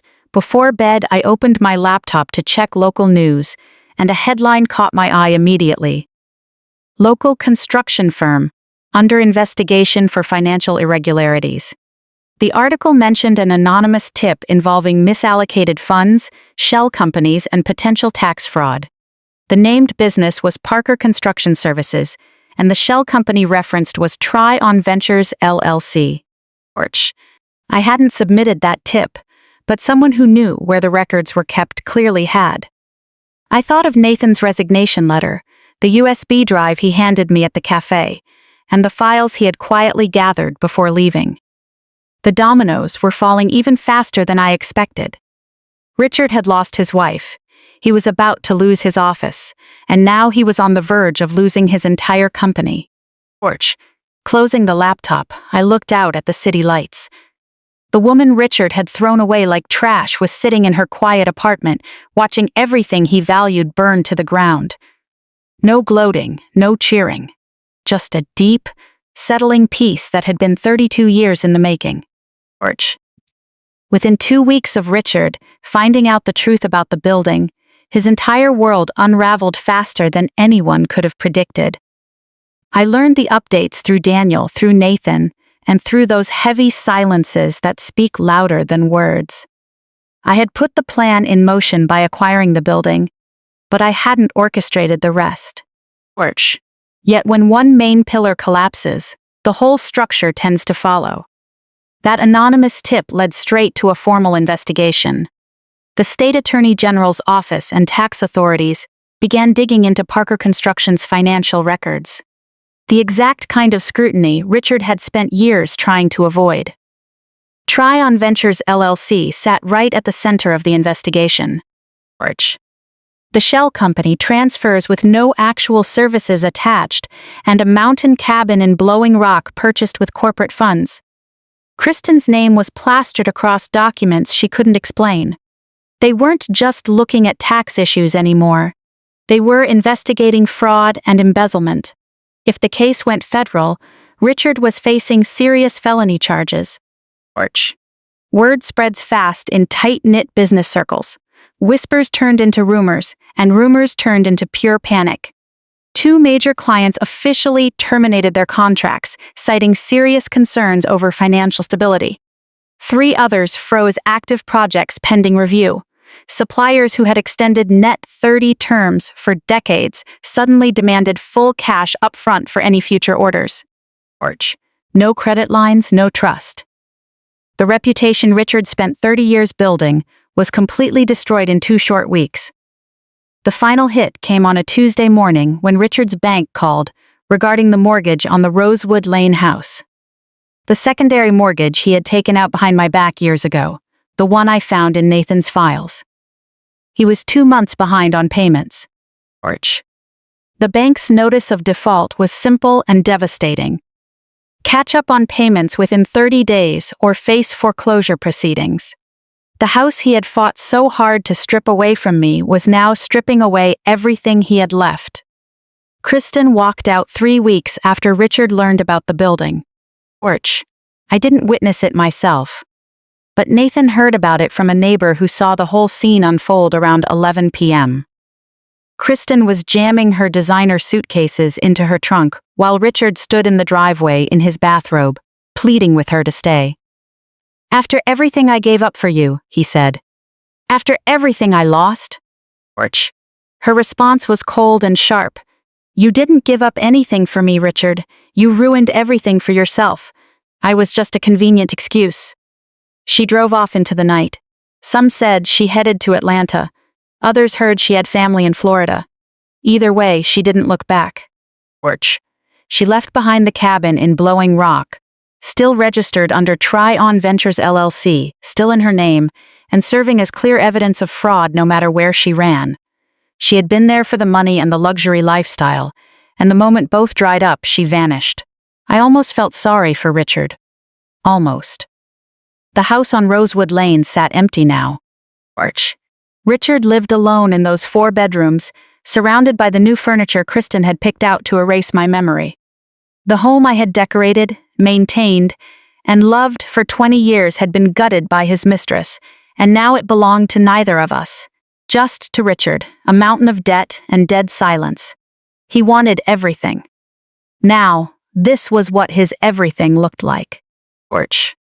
On a late Saturday afternoon in November, the doorbell rang. I was sitting by the window in my small apartment reading a book, soft golden light drifting through the glass. I wasn't expecting anyone. Nathan had texted earlier about settling into his new job in Raleigh, and Daniel had no meetings scheduled. Looking through the peephole, I saw Richard. I barely recognized him. Porch. The confident businessman who sat across from me at the kitchen table 2 months ago was completely gone. In his place stood a man who looked 10 years older, wearing a rumpled shirt, heavy stubble and dark circles under his eyes. His shoulders slumped as if carrying a weight he couldn't handle. This was the man I had loved for 32 years. Porch. This was the man who had thrown me away like garbage, and now, here he was at my doorstep, looking completely broken. I opened the door, but stayed firmly in the doorway. Evelyn, please, we need to talk. There's nothing left to talk about, Richard. Please. Just 5 minutes. I'm begging you. In 32 years of marriage, I had never heard Richard beg for anything. Porch. Against my better judgment, I stepped aside. 5 minutes. He stepped inside and looked around the small apartment. I watched him take it in. The simple furniture, the compact kitchen, the single window with a view of the city. I could read his mind. This is what she gave up everything for? He didn't get it. He never would. Evelyn, I need you to reconsider the building. The lease. Porch. I know I don't deserve it, but you're right. You don't. His desperation only deepened. I'm going to lose everything. The firm, the house, absolute ruin. Is that what you wanted? I looked at him, really looked at him. This was the man I had shared a bed with, raised children with, and built a life with for 32 years. The same man who had thrown me away without a second thought. Porch. What I wanted, Richard, was to be seen, to be valued, to be treated like I actually mattered. I paused, letting the weight of my words settle between us. You had 32 years to show me that. You chose not to. So I decided to value myself. His eyes shimmered. Not quite tears, but closer than I had ever seen. I made mistakes, I see that now. But this is destroying me. Porch. You said you wanted everything. Aside from our son, I gave you every single thing you demanded. You just failed to realize that everything comes with consequences. I walked over and opened the front door. Goodbye, Richard. I hope you find whatever it is you're looking for. But you won't find it here. He stood there for a second, then walked slowly past me, stopping right on the threshold. Porch. He turned and asked one final question in a small, broken voice I had never heard from him before. Do you hate me? I thought about it carefully, searching deep down for the honest answer. No, I don't hate you, I said softly. I just don't love you anymore. And honestly, Richard, that's so much worse. Then, I closed the door. Porch. In the days that followed, the remaining dominoes fell in rapid succession. Gloria Parker completely went silent. No more phone calls, no more lectures about staying polite or doing the respectable thing. Nathan told me she was so thoroughly humiliated, she couldn't even bring herself to show her face at church. Porch. Everyone in their middle-class social circle knew exactly what had happened: the divorce, the mistress, the collapse of the firm, and the eviction. Gloria's perfect son had turned into an absolute local laughingstock. She used to tell me that Richard always wins. I wondered if she still believed that now. Sandra Mitchell tried calling 3 separate times that week. Porch. Every time her name flashed on my screen, I let it ring straight through to voicemail. Eventually, she left a message. Evelyn, please, I am so sorry.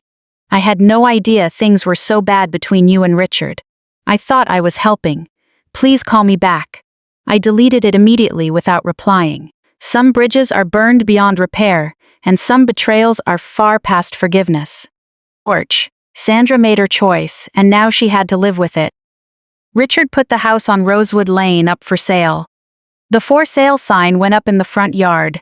The yard I had planted, maintained, and cared for over 20 years. The listing price was set far below what we originally bought it for. Daniel's financial assessment was brutal. He's completely underwater. Porch. Between the secondary mortgage and the original balance, he'll be lucky to walk away without owing money. Richard had fought with everything he had to claim that house, and now it was serving as the very anchor dragging him straight down. There was a dark, poetic reality to it. Later that evening, a text popped up from the last person I expected to hear from. Meredith. Porch. Mom, I need to talk to you. Can I come see you this weekend? Please. I stared at the screen for a long time. My daughter, my eldest, the child who had taken Richard's side without asking me a single question. The one who accused me of giving up without having any idea what was actually going on. She was finally reaching out. After a long pause, I typed back, "Yes, come by Saturday afternoon." Porch. I had no idea what Meredith wanted, a reconciliation, an argument, or an explanation. But I knew I had to give her the chance. That's just what a mother does. That night, I sat by the window and took inventory of everything that had transpired. Richard was completely broke, utterly alone, facing financial liquidation and potential legal charges. Porch. Kristen had fled, her name tied to fraud she couldn't outrun. Gloria was silenced by her own embarrassment. Sandra was left holding voicemail silences and regret. The house was financially drowning its owner. Meanwhile, the commercial building was still mine, quietly generating the income that guaranteed my future. And as for me, I was free, peaceful, and starting completely fresh. Porch. Before going to bed, Nathan called. Mom, I heard Dad went to see you. Are you okay? I'm doing great, sweetheart. Better than great. So what do we do now? Now we move forward. All of us. After hanging up, I thought about Meredith's text. My daughter was reaching out, not to Richard, but to me. The life Richard had tried to build without me was completely falling apart. Porch. But maybe, just maybe, a different kind of family was waiting to be rebuilt. Not the broken one I lost, but something completely new, something far better. I remembered what my mother told me all those years ago. The woman who knows how to wait will win. I waited. And I won. But the true victory wasn't Richard's downfall. Porch. It was the life I was about to build, the relationships I could finally heal, and the woman I was ultimately able to become. Meredith was coming over on Saturday, and for the first time in years, maybe my daughter and I would finally see each other for who we truly were. The apartment was spotless and ready. Porch. 2 tea sets sat on the small table by the window, filled with chamomile, Meredith's favorite since she was little. Soft golden sunlight filled the room on Saturday afternoon. I had faced Richard without flinching, but waiting for my daughter, my hands were visibly trembling. The doorbell rang at 2:15. She was 15 minutes late. Taking a deep breath, I smoothed out my shirt and opened the door. Porch. Meredith stood in the hallway, looking uneasy. She was 29 years old, but in that moment, she looked like the little girl who used to climb into my bed during thunderstorm nights. She stepped inside and took in the small apartment, her eyes drifting from the simple furniture to the city view, and finally to the framed photos on the shelf. Pictures of her and Nathan, and my mother, Margaret. Porch. No pictures of Richard. It's smaller than I imagined, she said softly. It's the exact size I need. We sat down across from each other at the small table. Tea was poured, but neither of us touched it. Decades of history sat compressed into that quiet space. I waited, letting her find her own words. Mom, I came here to apologize. I stayed quiet, letting her continue. Porch. I believed everything Dad said, about you, about the marriage, about why it ended. I believed him without ever asking you or listening to your side. Her voice cracked. I'm so sorry. I reached across the table and took her hand. What made you change your mind? Tears welled up in her eyes. I saw who he really is. Porch. What he did to you using those shell companies, what he did to the business, what he did to everyone. Grandmother Gloria is so embarrassed she won't even answer my calls now. And Dad. She paused, struggling to get the words out. Dad called me last week asking for money, his own daughter. He didn't ask how she was doing, didn't ask about her life or her job, just demanded cash. Richard had finally shown Meredith what I had been seeing for years, not through my words, but through his own actions. Some lessons can't be taught, they have to be witnessed firsthand. I could have said, "I told you so." I could have listed every single sacrifice, every quiet wound, and every bit of pain I carried for 30 years. Instead, I chose a different path. You don't need to apologize for trusting your father. He's your dad. You were supposed to trust him. Meredith asked to hear everything. The absolute truth, finally. So I told her. The years of being treated like a ghost. The affair with Kristen. The inheritance my mother left that stayed hidden for 8 years. The building I bought 5 years ago using money Richard never knew existed. And the plan I executed with a level of patience most people couldn't comprehend. I spoke without bitterness or gloating, laying out the facts plainly for my daughter. She listened, tears streaming down her face. Not tears of pity, but tears of realization. You planned this for years and never told a soul? I couldn't risk it, and I wasn't going to burden you or Nathan with secrets that could hurt you. But Nathan knew at least part of it. Nathan saw what I couldn't hide, and he made his own choices. Meredith set down her untouched tea and looked at me with completely new eyes. I always thought you were weak, that you just let life happen to you. I was so wrong. She squeezed my hand tight. You're the strongest person I know. I'm not strong, sweetheart. I just learned to be patient. And I realized my value isn't decided by anyone else. Not your father, not society, and not even my own children. She held my hand tightly. What happens now? With Dad, I mean. Your father will face the consequences of his own choices. That isn't my concern anymore. And what about us? You and me? I smiled gently. We start fresh. We build something new if you want to. Meredith's tears finally spilled over freely, but she was smiling too. I want that. I really do. 6 months have passed since that day. Spring has arrived in Charlotte. The dogwood trees are blooming pink and white, and golden morning light floods through my apartment windows. I stand on my small balcony, watching the city awaken below. A new season. A completely new life. The building on South Tryon Street has brand new tenants now. A tech startup on the ground floor, and a law firm on the second. Fully leased with a steady income stream. Daniel helped me set up a proper property management team. The building that was once my secret leverage has become my foundation. Richard's rent payments funded my mortgage for years, and now, someone else's rent is building my future. Richard officially filed for Chapter 7, bankruptcy, in February. The house on Rosewood Lane was repossessed by the bank and auctioned off, selling for less than what he owed on the loans. The investigation into Parker Construction is still moving forward, with attorneys working through potential plea deals while the legal process plays out. He currently lives in a worn-down rental apartment, taking odd jobs as an independent consultant for local competitors. People who occasionally run into him tell me he looks aged, exhausted, and completely defeated. I feel no satisfaction, and I feel no pity. I feel nothing at all. He has become a total stranger, just someone I used to know. It's the cleanest ending I could have ever hoped for. Kristen is facing federal wire fraud charges tied to Tryon Ventures. Her lawyers are trying to negotiate a plea to minimize the fallout.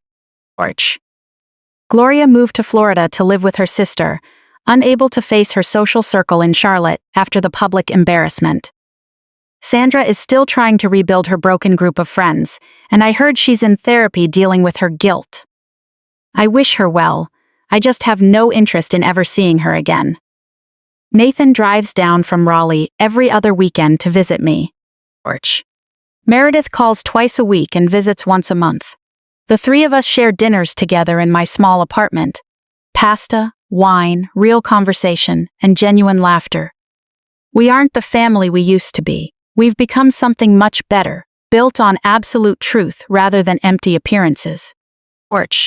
I've started doing informal consulting, helping women navigating divorce understand their finances, property distribution, and legal options. It's not formal legal advice, just experience, perspective, and practical guidance. Daniel refers clients to me, and so does Patricia. Word of my story has quietly spread through a network of women I didn't even know existed. One afternoon, a woman named Margaret came to see me. She was 54, married for 30 years, and her husband had just filed for divorce. She sat in my small living room, her hands trembling and her eyes red from crying. "I don't know what to do," she admitted. "I don't have anything of my own. He controls everything." My heart recognized her instantly. She was me a few years ago, lost, invisible, and terrified. I poured her a cup of tea and sat down right beside her. "The first thing you need to understand is that you aren't starting from zero. You're starting from experience, and from a strength you don't even realize you have yet." She looked up at me. "How did you get through it?" "One day at a time. One decision at a time." And by remembering that my value was never his to define, ever. "Does it get better?" I smiled. "It gets so much better. It won't be easy at first, but it gets genuinely wonderful." As Margaret stood up to leave, she paused at the door. "My mother's name was Evelyn, too. She used to tell me something you just said. A woman's worth is never defined by a man." That's how real strength gets passed down. From mother to daughter, from woman to woman. Generation after generation. "Your mother was a wise woman," I told her. "And so are you." That evening, I sat by the window watching the sunset, orange and pink washing over the Charlotte skyline as the last light faded into dusk. Holding a glass of wine, my mother's recipe box rested right on the shelf beside me. Earlier that day, while sorting through old files, I found a letter I had written to myself years ago but never mailed. It was written 5 years before the divorce, the night I discovered Richard's very first lie. The note read, "Evelyn, if you're reading this, you made it. You survived. No matter what happened, you are still standing. Remember who you are. Remember what Mom said. Never, ever let anyone make you feel small again." I had forgotten all about that note, but deep down, I always knew this day would come. I looked over at the photo of my mother on the shelf. Margaret was smiling, strong, independent, and clear-headed until her very last breath. "Thank you, Mom," I whispered. "Thank you for the money, thank you for the wisdom, and thank you for believing in me back when I had forgotten how to believe in myself." I raised my glass to her memory. I spent 32 years being someone's wife, someone's mother, and someone's invisible partner. Now, I am simply Evelyn. And that is more than enough. That is everything. As the sun sank behind the buildings, the stars began appearing one by one. I smiled. Not the polite, artificial smile I wore for decades to keep up appearances, but a genuine, deep smile from within. My ex-husband took everything he thought mattered during the divorce. The house, the cars, the firm. But he forgot to ask what the one thing was that I kept for myself.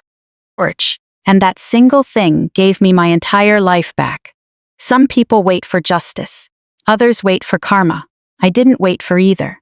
I simply waited patiently until I was ready. And when I was ready, I took back everything that was rightfully mine. My freedom, my dignity, my future. Richard thought the story was over the moment the divorce papers were signed. He was wrong. That was the exact moment my story truly began. If you made it all the way to the end of my story, thank you for listening. Thank you for believing that a woman told she had nothing could still win back everything that actually matters. Now, I want to hear from you. Have you ever been underestimated? Have you ever had to wait patiently for your own moment to step into the light? Tell me your thoughts in the comments below. I read every single one. If this story resonated with you, please hit that subscribe button. There are so many more stories like mine waiting to be told. Stories of women who refused to stay invisible, women who played the long game, and women who ultimately took back their power. Click on the next video on your screen. I promise you won't be disappointed. I'll see you in the next story.